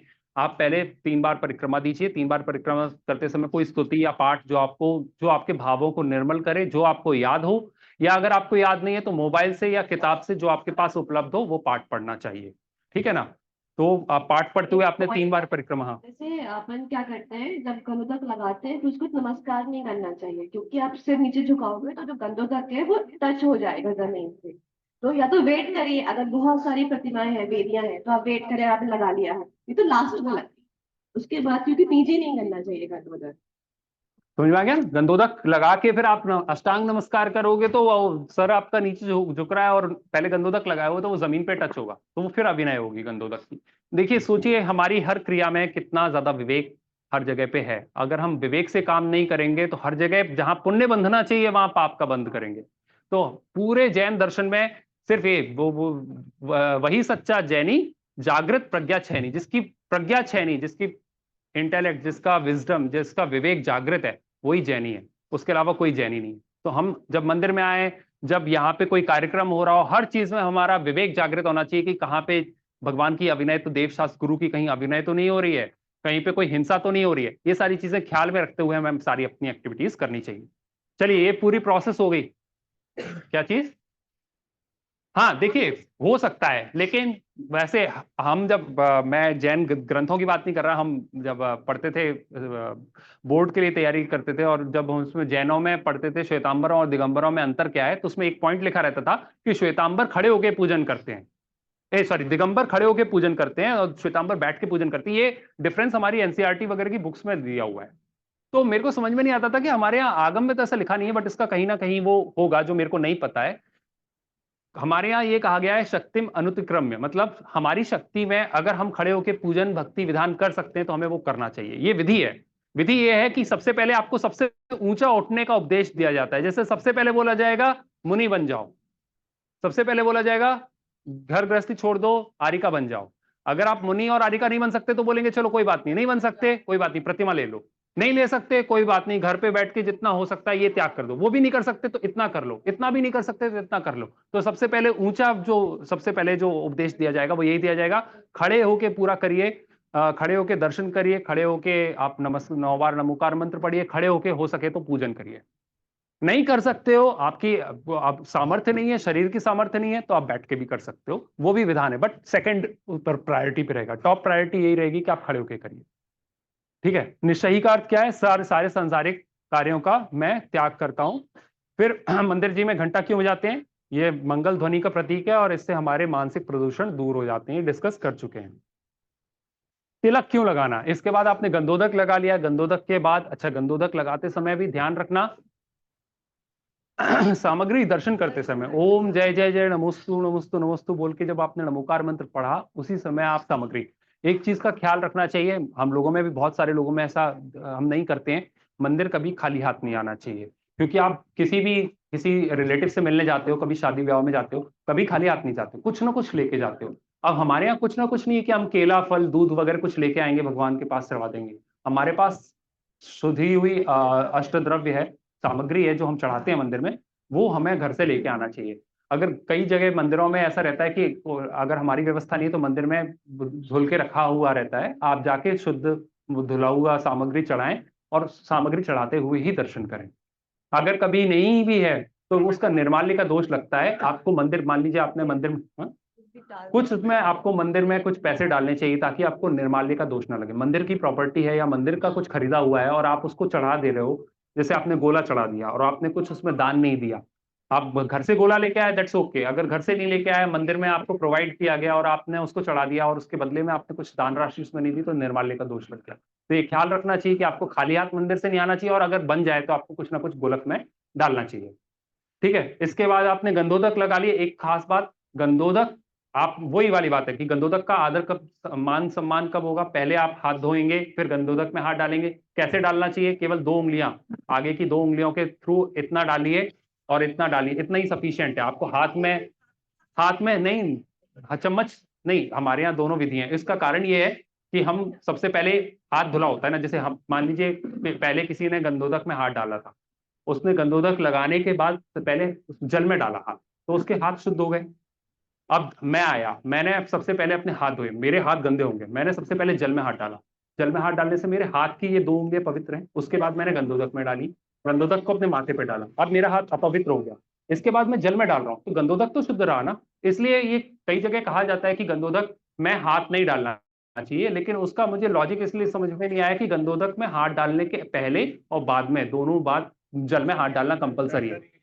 लेकिन हाँ बेहतर ये है आप अपने, हाँ अगर आप ऐसा करते हो दैट्स गुड, अच्छा है कि आप एक्स्ट्रा प्रिकॉशन ले रहे हो कि कहीं भी अशुद्धि ना हो, आप हाथ में ले रहे हो। लेकिन फिर एक चीज का ख्याल रखिए, अगर आप अपने हाथ की हथेली में गंदोदक ले रहे हो तो गंदोदक लेने के बाद बहुत कम लें। पहली बात, जितना गंदोदक लें माथे पे लग जाना चाहिए, उसकी एक बूंद भी नीचे नहीं गिरनी चाहिए, और जहां अपवित्र स्थान है वहां नहीं लगाना चाहिए। और उसके बाद आपको अपने हाथों की शुद्धि करनी है। वो कैसे करेंगे आप, वो भी ध्यान रखना है कि आपने अगर हथेली पे लिया, उसके बाद आप जल लोगे, जल कहाँ डालोगे, जल को जल में ही डालना है। वो जल भी गंदोदक मिला हुआ जल भी अगर आपने नीचे कर दिया तो गंदोदक नीचे गया। बस तो उतनी सी बात है कि ये हमारा विवेक है कि हमें गंदोदक जमीन पे टच नहीं होना चाहिए, अपवित्र स्थानों पे टच नहीं होना चाहिए। इतनी शुद्धि आप कैसे मेंटेन कर सकते हो वो आप देख सकते हो। ठीक है, गंदोदक में जल लगाने के बाद, हाँ बस 5 मिनट और, क्योंकि 5-10 मिनट हमने लेट स्टार्ट किया था इसलिए मैं 5 मिनट और एक्स्ट्रा ले रहा हूँ। यह आस्तिकता। इसके बाद हमें तिलक लगाना चाहिए। तिलक क्यों लगाना चाहिए, तिलक लगाने का प्रयोजन क्या है? जैसे सिंदूर लगाने का प्रयोजन क्या होता है कि ये बताना, कोई स्त्री सिंदूर क्यों लगाती है कि मैं ये मतलब शादीशुदा होने का स्टेटस है ये, कि कोई अगर किसी का पति है तो वो सिंदूर लगाता है। इसी तरीके से तिलक लगाने का प्रयोजन क्या है, आस्तिकता बताना कि हम मंदिर गए थे और हम भगवान के प्रति आस्थावान हैं, आस्तिक हैं। ये आस्तिकता अपनी जताने का तरीका होता है तिलक लगाना। ठीक है, नमोस्तु का अर्थ क्या होता है, हम आपको नमस्कार कर रहे हैं। गंदोदक लगाते समय क्या बोलें, ये कई जगह लिखा रहता है, यहाँ पे शायद नहीं लिखा है। निर्मलम निर्मलीकरणम पवित्रम पापनाशनम जिन गंदोदकम वंदे अष्टकर्म विनाशनम। इसका मतलब क्या है, खुद जैसे जल है, जल शुद्ध माना जाता है और शुद्ध करने का कारण होता है। तो ये जो गंदोदक है, गंदोदक शुद्ध जल है जो निर्मल है और निर्मल होने का कारण है। खुद तो निर्मल है ही है और जिसपे जल जाएगा वो भी निर्मल हो जाएगा। और पवित्र, खुद पवित्र है और पाप का नाश करने का कारण है। और जिन गंदोदकम, जिनेंद्र भगवान का जो ये गंध उदक है उसको मैं नमस्कार करता हूं, और ये अष्टकर्म का विनाश करने वाला है। ये अष्टकर्म का विनाश कैसे करता है, देखिए 2 तरीके से कॉज एंड इफेक्ट होता है। जैसे हमने बोला, हमने गंदोदक लगाया, गंदोदक से सीधे 8 कर्म नाश हो जाएंगे? नहीं, बीच के बहुत सारे स्टेप्स हैं जो कि नहीं बताए गए।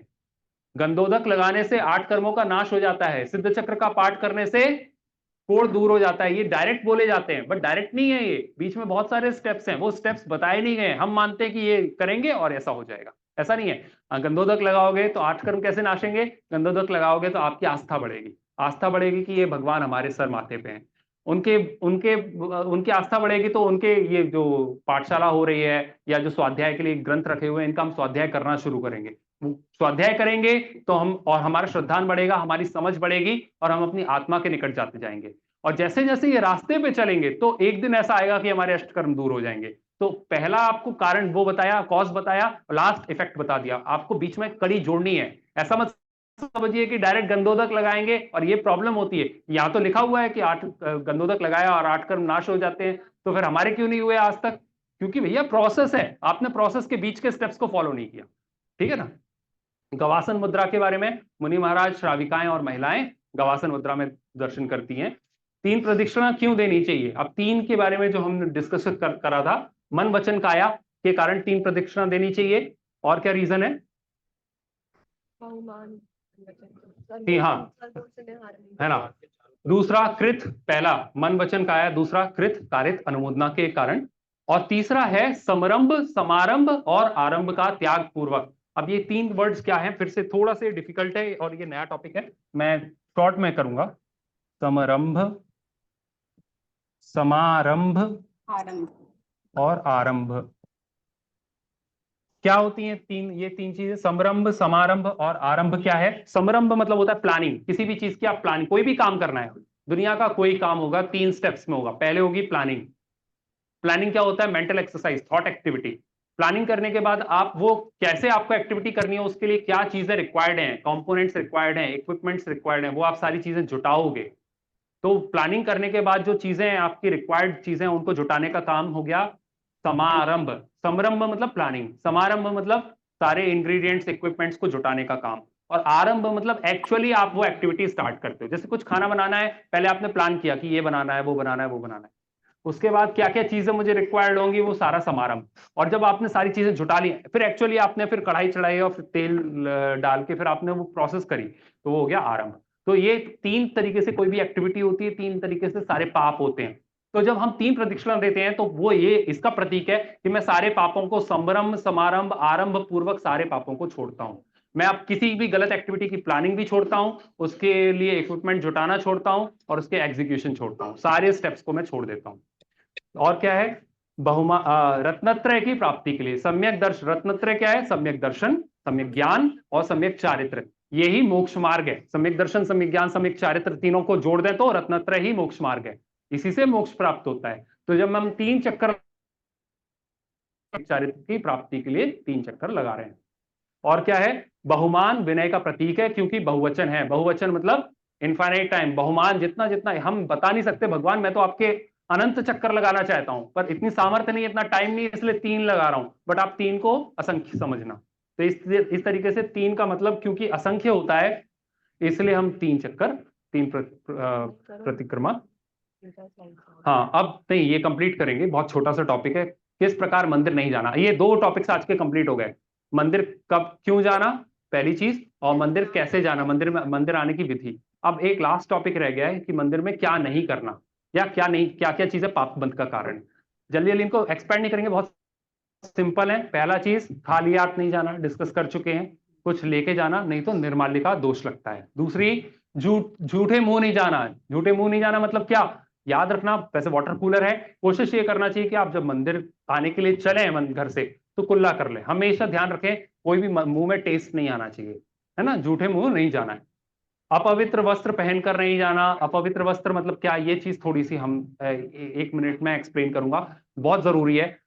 खासतौर पे दिल्ली और मेट्रोपॉलिटन्स में हम लोग इतना नहीं कर पाते हैं। वो कारण ये है कि जैसे हम जो कपड़े पहन के आ रहे हैं, वो यही कपड़े हम कहीं मार्केट में पहन के गए थे, यही कपड़े हम सोफा पे बैठते हैं, हम अपने बेड पे बैठते हैं, वही कपड़े अगर पहन के आएंगे तो ये अपवित्र वस्त्र हैं। ये बहुत पवित्रतम स्थान है जिन मंदिर, और यहाँ पवित्र स्थान पे आने के लिए हमारे वस्त्र भी पवित्र होने चाहिए। पवित्र कब होंगे, जैसे हमने धोए कपड़े, धोने के बाद हमने जब फोल्ड किया और हमने उसको बेड पे डाल दिया, बेड पे जो बेडशीट पहले से डली हुई वो तो पहले से अपवित्र थी, और फिर आपने वो अच्छे कपड़े जो धोए थे नए नए उनको बेड पे डाल दिया तो वो सारे अपवित्र हो गए। फिर उन्हीं कपड़ों को आप पहन के यहाँ पे आ गए तो सारा अपवित्र हो गया। तो करना क्या चाहिए, ये थोड़ा सा विवेक, ये सारा जैन दर्शन का विवेक है, वो जागृत प्रज्ञा 6 नहीं। हमारा विवेक क्या कहता है कि भाई, क्योंकि देखिए बेड पे बेडशीट्स हमेशा चेंज नहीं होती, हर दिन चेंज नहीं होती हैं, और आप उस पे हर तरीके की एक्टिविटीज होती है। जैसे सोफा है फॉर एग्जांपल, सोफा पे तो बाहर के आदमी किस तरीके से कैसे कपड़े पहन के आए हैं, कैसे बैठे हैं, हमें पता भी नहीं है। हॉस्पिटल से कोई आया और हॉस्पिटल से आने के बाद सोफा पे बैठ गया, उसी सोफा पे जो हम बैठे थे, हम आके यहाँ पे मंदिर में उन्हीं कपड़ों में आ गए, तो क्या हो गया, सारा पवित्रता समाप्त हो चुकी है। तो ख्याल रखें, कोशिश करें जितना हो सकता है। देखिए हर चीज पॉसिबल नहीं है, धीरे धीरे चेंजेस आते हैं, एब्रप्टली चेंजेस नहीं आते, बट हमें पता जरूर होना चाहिए कि ये चीज हम गलत कर रहे हैं, धीरे धीरे हम छोड़ेंगे।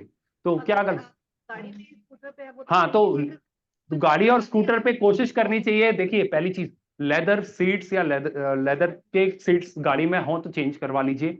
दूसरी चीज, अगर यहाँ पे जो वेलवेट वगैरह के कपड़े लगे रहते हैं, खासतौर पे कोई भी क्लोथ है, क्लोथ में अगर आप बैठ के आ रहे हो तो आपको सोचना चाहिए उसके ऊपर, जैसे हमारे यहाँ कोई भी ब्रह्मचारी भैया वगैरह चलते हैं, अगर वो इस तरीके की कार में ट्रेवल करते हैं तो क्या करते हैं, चटाई डाल देते हैं। चटाई डालने से क्या होगा, वो टच नहीं होगा वो कपड़ा, तो अपनी शुद्धि इस तरीके से मेंटेन करते हैं। तो ये सारी प्रोविजंस हर जगह पे हैं, थोड़ी सा एफर्ट देना पड़ता है। हम समझ गए कि हमें ऐसे कपड़े नहीं पहनने चाहिए, ऐसे पहनने चाहिए। अब वो कैसे करना है वो आप खुद इतने इंटेलिजेंट है कि कर सकते हैं। इसमें वो ये कि अगर घर पास है, देखिए दिल्ली में तो दूर दूर है, अगर पास है तो पैदल है। हाँ,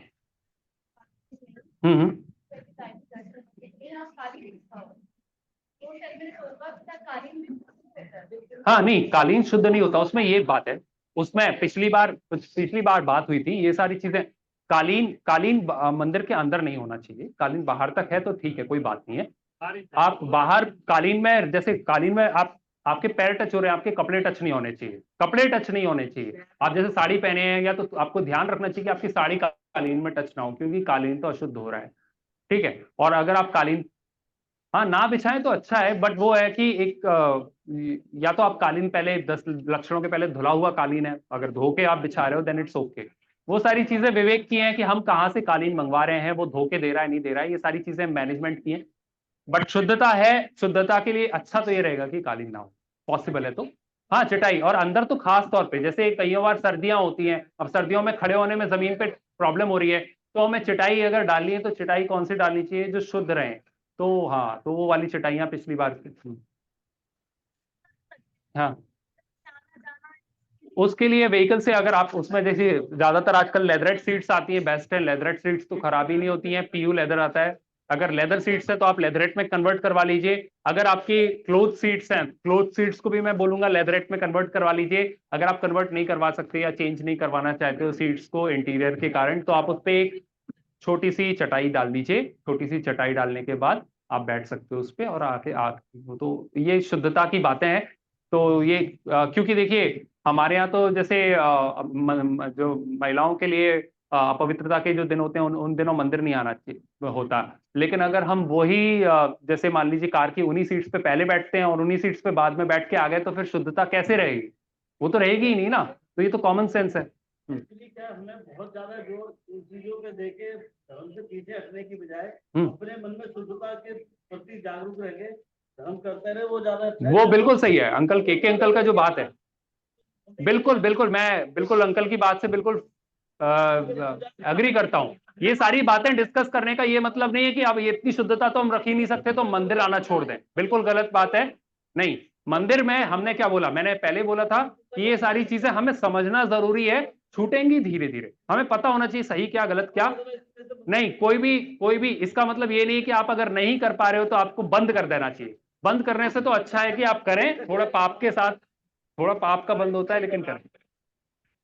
हाँ, स्कूल जाना था, वो जुराब पहन के आ गया। हाँ, अब तुम पहले उसको आते ही अरे ये क्या करा नहीं, सही बात है, बिल्कुल सही बात है। इससे डिसहर्टन नहीं होने की जरूरत है। देखिए सबसे पहले तो हमारा काम है मंदिर आना। ये लास्ट पॉइंट यही कवर होना था कि मंदिर कब जाना चाहिए। लास्ट पॉइंट इसका चैप्टर का यही है। तो उसमें लिखा हुआ है मंदिर दिन में खाना कितनी बार खाते हैं? 2 बार, कम से कम 2 बार। तो मंदिर दिन में 2 बार जाना चाहिए, सुबह और शाम। लोगों का तो यही है कि वो 3 बार खाना नहीं चाहिए। हाँ तुम टोके हाँ, नहीं टोकना नहीं है, टोकना। और एक चीज जो भी बोला गया है, जो भी यहाँ पे पढ़ाया जा रहा है, वो सिर्फ इसलिए पढ़ाया जा रहा है कि आपको पता हो कि अपने आगम में क्या सही है। दूसरों को ज्ञान देने के लिए नहीं बताया जा रहा है। आपने अगर देखा कोई गवासन में नहीं नमस्कार कर रही है स्त्री, तो ये नहीं जाके बोलने लगे कि आप ऐसे क्यों कर रही हो। कोई अगर सर पे ढक के दर्शन करने चाहिए। क्यों? क्योंकि जैसे महाराज जी को आहार देते हो तो आहार देते समय ढकते हैं कि नहीं? तो भगवान उनसे बड़े हैं कि नहीं महाराज जी से? तो भगवान के दर्शन कर रहे हैं और हम सर नहीं ढके हैं, तो सही है क्या? नहीं, अभिनय है। तो क्या करना चाहिए? हाँ, दूसरों को बताने के लिए नहीं है। आप अपने अंदर अगर ऐसी त्रुटि हो, अपने अंदर ऐसी गलती हो, तो उसको हम कैसे दूर करें, इसके लिए सारी टीचिंग है। अगर आप उसको दूसरों को बताने के लिए यूज कर रहे हो तो आप इसका मिसयूज कर रहे हो। ये सारी इंफॉर्मेशन दूसरों को बताने के लिए नहीं है। और ये सारी चीजें एक दिन में इंप्लीमेंट नहीं कर पाओगे आप लोग, उसका टेंशन नहीं लेना है। सही चीज समझनी है, कोशिश करनी है कि हम सही तरफ बढ़ते जाएं। बस यही इसका सारा अल्टीमेट प्रयोजन है। काले कपड़े पहन के नहीं आना है, कोशिश करनी है लाइट कलर्ड क्लोथ पहन के आए। चमड़े की वस्तुएं बिल्कुल भी वैसे तो छोड़ ही देनी चाहिए। चमड़ा तो कितना अपवित्र होता है और कितना मतलब वायलेंस है। होती रहती है हाँ, उसमें जीव उत्पत्ति होती रहती है। चमड़ा आप भले आज लेदर बेल्ट पहन रहे हो, लेकिन चमड़ा का नेचर ऐसा होता है कि उसमें जीव उत्पत्ति कंटिन्यूसली होती रहती है, बहुत अपवित्र है। मैले फटे हुए कपड़े नहीं पहने, ऐसे कपड़े नहीं पहनने चाहिए कि आप मंदिर गए, लोग आपको देख रहे हैं। तो बहुत अच्छे, बहुत सजावट वाले कपड़े भी नहीं पहनने चाहिए कि आप ऐसे सज के आए हो जैसे आप शादी में आ रहे हो। तो क्या होगा, सारे लोग जो दर्शन कर रहे हैं वो दर्शन का उनका आप निमित्त बन रहे हो। आप निमित्त बन रहे हो कि लोग आपको देखने लग जाएं। इस तरीके से डिस्ट्रैक्शन हो, इस तरीके के कपड़े मंदिर में नहीं पहनने चाहिए। तो चाहे वो गंदे हों, चाहे वो फटे हों, चाहे बहुत ही अधिक श्रृंगार युक्त हों, इस तरीके के कपड़े आपको मंदिर में नहीं पहनने चाहिए। और दर्शन के समय क्या नहीं करना चाहिए? इधर उधर नहीं देखना चाहिए। ये बात बच्चों को बताने की है। इधर उधर नहीं देखना चाहिए। कहाँ देखना चाहिए? भगवान को देखना चाहिए, सिर्फ भगवान की वेदी पे ध्यान होना चाहिए। हाँ, नहीं वो तो खैर बड़े तो बड़े हैं। एक्चुअली बात यह है कि अगर बड़े समझ जाएं और बड़े सुधर जाएं तो बच्चे अपने आप बड़ों को देख के सुधर जाएंगे। दूसरे लोग क्या कर रहे हैं इसकी तरफ ध्यान नहीं देना चाहिए। दूसरे लोग क्या कर रहे हैं, कैसे ये जल चढ़ा रहे हैं, कैसे हाथ से छू रहे हैं, ऐसे डाल रहे हैं, गंधोदक ऐसे लगा रहे हैं कि ऐसे ऐसे लगा रहे हैं, दूसरों पे ध्यान नहीं देना। बात आ गई, वही पॉइंट आ गया कि आपको दूसरों को नहीं टोकना है। आपको अपने ऊपर ये पूरी विधि आपको अपने अंदर कंठस्थ करनी है, अपने ऊपर अप्लाई करनी है। बाहर जाके हाँ, सामग्री नहीं की टोकना भी, अवमानना। टोकने का अधिकार भी सबको नहीं है।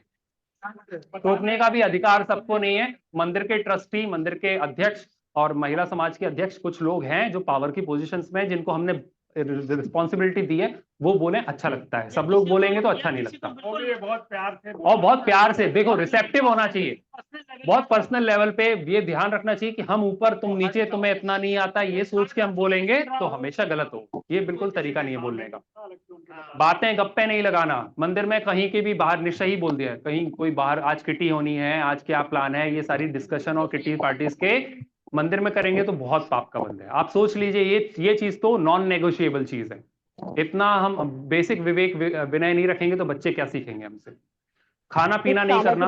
अब जैसे ये प्रांगण है, ये मंदिर के प्रांगण के बाहर है और हमारे पास व्यवस्था नहीं है, इसलिए ऐसे करना पड़ता है। वैसे मंदिर के प्रांगण में भी खाने पीने की व्यवस्था और पीने की भी। कई लोग मानते हैं कि ये तो पानी है, पानी तो पी सकते हैं, बीच में प्यास लग रही है, मंदिर के अंदर बोतल लेके रखे पी रहे हैं। नहीं, गलत है। खाना और पीना सारा त्याग करके आप मंदिर में प्रवेश करते हो, तो पीने का भी इसमें पूरा पूरा निषेध है, पानी पीने का भी। दौड़ना, खेलना, कूदना नहीं। बच्चे खेलते हैं कूदते हैं अलग बात है, बट आप ना करें, है ना। डांस वगैरह कुछ भी, अब हमारे पास अगर स्पेस की कमी है और हम ऐसा कुछ करते हैं, ऑर्गेनाइज करते हैं तो अलग बात है। मंदिर में भगवान की वेदी के सामने नृत्य करना अलग बात है, वो उनकी विनय है। लेकिन उसके अलावा आप अगर कोई कार्यक्रम का आयोजन मंदिर के प्रांगण के अंदर करते हो तो वो गलत बात है। ये मंदिर के प्रांगण के बाहर है, इसलिए वैलिड है, कोई दिक्कत नहीं। शोर नहीं करना, ऐसा कोई काम नहीं करना कि आप डिस्टर्ब कर रहे हो, आप इतने जोर से पूजन कर रहे हो कि दूसरा डिस्टर्ब हो रहा है। इस तरीके से सारी एक्टिविटीज को आप अपने आप विवेक के बेसिस पे सोच सकते हो कि ये चीज सही होगी या ये चीज नहीं होगी। देव दर्शन कितनी बार करना? मॉर्निंग इवनिंग 2 बार करना चाहिए। नहीं कर पाओ तो कोई एक टाइम करना चाहिए। मॉर्निंग पॉसिबल हो तो सबसे अच्छी बात है कि आप सुबह उठने के बाद, नहाने धोने के बाद सबसे पहला काम करो। बच्चे अगर छोटे हैं घर में जो स्कूल जाते हैं, और अगर पॉसिबल है उनके स्कूल के रास्ते पे मंदिर आता है, तो आप कोशिश करिए कि मंदिर लेके जाएं, मंदिर से फिर स्कूल ड्रॉप कर दें। पॉसिबल नहीं है तो शाम को लेके आइए। बट ये संस्कार बच्चों को लेके आने का हमारे रिस्पॉन्सिबिलिटी है, तो अगर हम सुबह नहीं लेके आ सकते तो शाम को लेके आए, ऐसा हमें कोशिश करनी चाहिए। कितने देर मंदिर दर्शन करना चाहिए? पूरी प्रोसेस जो हमने बताई, आज डिस्कस करी, कितनी देर की होनी चाहिए? 1 मिनट, 2 मिनट, 5 मिनट, 10 मिनट, जब तक मन लगे तब तक, जब तक भूख लगे तब तक, जब तक मन लगे नहीं। इसका आंसर ये है कि आपकी बहुत सारी वेदियां हो सकती हैं। आपको मुख्यतः देव दर्शन का प्रयोजन क्या है? प्रयोजन हमने 2 डिस्कस किए थे। एक तो नीचे वाला प्रयोजन है पुण्यबंध, और ऊपर वाला प्रयोजन है मोक्ष प्राप्ति, सम्यक दर्शन। तो हमें ये कोशिश करनी चाहिए कि हम भगवान के दर्शन कर रहे हैं तो जब भगवान, जहां हमारा मन लग जाए मतलब जहां हमें शांति की प्राप्ति हो। हम मंदिर शांति के लिए आ रहे हैं, हम मंदिर tension free, anxiety free life के लिए आ रहे हैं। तो हम जब तक ऐसा फील ना करें तब तक हमें कोशिश करनी चाहिए कि हम मन को रमाएं, जहां भगवान के बारे में सोचें। भगवान, अच्छा, दर्शन करने के भी 3 स्टेप्स हैं। पहले हम भगवान को देखेंगे, भगवान को देखने के बाद, ठीक है, भगवान के शरीर को देखा, भगवान का शरीर कैसा है, 3 मुद्रा है। शरीर देखने के बाद भगवान की आत्मा के बारे में चिंतन किया सेकंड स्टेप में। भगवान की आत्मा कैसी है? भगवान तो अनंत चतुष्टय रूप है, उनको सर्वज्ञता है। सर्वज्ञता शरीर में नहीं दिख रही है, सर्वज्ञता उनकी आत्मा में है। वो सर्वज्ञता के बारे में सोचा, वीतरागता के बारे में सोचा। वीतरागता कहाँ है? शरीर में नहीं है, वीतरागता उनकी आत्मा में है। और ये सारी चीजें सेकंड स्टेप में सोचने के बाद थर्ड स्टेप में आप दर्शन करते हुए सोच रहे हो कि हे भगवान, आपकी आत्मा में जो गुण है वही मेरी आत्मा में भी है, और जैसे आप एक दिन भगवान बन गए ऐसे मैं एक दिन बनूंगा। ये सारी प्रोसेस जब आप 3 स्टेप्स की कंप्लीट करोगे तो आपका मन स्थिर हो जाएगा, शांति मिलेगी, और जब शांति मिलेगी यही देव दर्शन का प्रयोजन है। तो इस तरीके से 3 स्टेप्स में भी दर्शन कर सकते हैं। ठीक है, ये हो गया कितनी देर मंदिर में स्पेंड करना। अच्छा, एक चीज बहुत मतलब प्रैक्टिकल क्वेश्चन है कि जैसे यहाँ तो एक वेदी है, जैसे कई सारे मंदिर दर्शन हम करने जाते हैं, कई तीर्थ स्थानों पे जाते हैं तो 100 वेदियां हैं या 100 मंदिर हैं। जैसे आप सोनागिर कभी गए होगे, 78 तो ऊपर हैं और बाकी 30-35 नीचे बन गए। क्या करना चाहिए? इतने भगवानों के आप तो बोल रहे हो कि अच्छे से दर्शन करो, भगवान को 5 मिनट निहारो। पॉसिबल ही नहीं है। आप 5 मंदिर करोगे, 6वें मंदिर में आपका लगेगा चलो तो ऐसे चावल ऐसे छोड़ते जाते हैं और आगे बढ़ते जाते हैं। क्या करना चाहिए? ऐसी जगहों पे आपको मंदिर का प्रयोजन नहीं भूलना चाहिए। कम से कम एक वेदी ऐसी एक जगह आप ऐसे जरूर दर्शन करो जहां पे आप पूरे भाव से, पूरे मन लगा के भगवान को निहार के 5 मिनट देखो। बाकी जगह सामान्य गति से, सामान्य जितने आपके पास समय है उस हिसाब से कर सकते हैं। ऐसा करें कि अभी बाकी सारे भगवानों की वेदियों की अभिनय ना हो, उनको सामान्य आप पूरा नमस्कार करो। और जैसे 24 बनी हुई तो 24 तीर्थंकरों के सामने एक तीर्थंकर जो मुख्य वेदी में जैसे ऋषभदेव भगवान या महावीर भगवान बने हुए हैं, तो उनके दर्शन आप पूरे अच्छे से कर लो। बाकी 24 के सामान्य तरीके से दर्शन करते हुए आ जाओ। तो जितना आपके पास समय है उतना आपको करना चाहिए। और मंदिर दर्शन से लाभ क्या है? इससे आपकी कषायें कम होती है, मन को शांति मिलती है। अच्छा, मंदिर आने से एक उपवास का फल मिलता है। कहाँ लिखा है? आगम में लिखा हुआ है, पूजा की किताब में भी लिखा हुआ है। एक दिन मंदिर दिन दर्शन करने का फल क्या है? एक उपवास का फल है। तो हम अगर हर दिन मंदिर दर्शन कर लेते हैं, बच्चे जो उपवास नहीं रख सकते अगर मंदिर दर्शन करते हैं तो क्या फल मिलता है? एक उपवास का फल मिलता है। ठीक है। प्रसन्न, स्वयं में प्रसन्नता आती है, अपने पराये का भेद विज्ञान होता है, भगवान को देखोगे तो वीतरागता आएगी। जो हमारे आइडल बन जाते हैं ना, जैसे भगवान हमारे आइडल बन गए, तो जो उनके गुण होंगे वो धीरे धीरे हम में भी आने लगेंगे, है ना। तो भगवान शांत है तो हमें भी शांति मिलेगी, भगवान प्रसन्न है तो हमें भी प्रसन्नता आएगी, सारे स्ट्रेस टेंशन रिलीव होता जाएगा। तो एक तरीके से मेडिटेशन भी एक हो जाता है मंदिर आने से। ठीक है। हिंसादि सारे पाप जो हैं वो नमोकार मंत्र बोलने से पाप नष्ट हो जाते हैं, तो वो सारी चीजें मंदिर आने से उपलब्ध हो जाती हैं। चलिए, ये ही पूरा ये पूरा चैप्टर यहीं पे कंप्लीट करते हैं। और अब आपको अगर कोई और क्वेश्चंस है तो आप क्वेश्चंस पूछ सकते हैं, नहीं तो हम क्लास क्या चीज नहीं, ये प्रोसेस में नहीं है। निश्चयी बोलते हैं, असही तो अपने आप हो जाता है। असही तो इसलिए हो जाता है कि जैसे मंदिर के बाहर आते हैं तो आपको बोलना नहीं पड़ता अब मैं संसार की बातों को ग्रहण करता हूं, क्या बोलोगे? वो तो आप बाहर निकलते हो तो वो तो शुरू हो जाता है। ग्रहण करने की तो जरूरत नहीं, छुड़ाने की जरूरत पड़ती है। ऐसा थोड़ी ना होता है कि अभी मैं बहुत पुण्य हो गया, अब मैं बाहर निकल रहा हूं, मैं पाप करूंगा थोड़ा। पाप तो आप अपने आप करते हो, पुण्य के लिए आपको प्रतिज्ञा लेनी पड़ती है। ठीक है, ठीक है। चलिए, आज की क्लास यहीं। जय जिनेंद्र। पूछ ही नहीं पाए, लेट हो गया ना। हेलो हेलो, बंद बंद कर। बंद हो।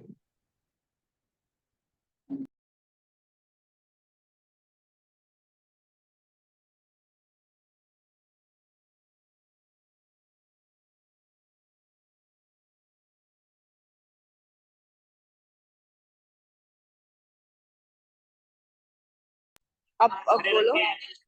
हेलो प्रीति आंटी, हेलो।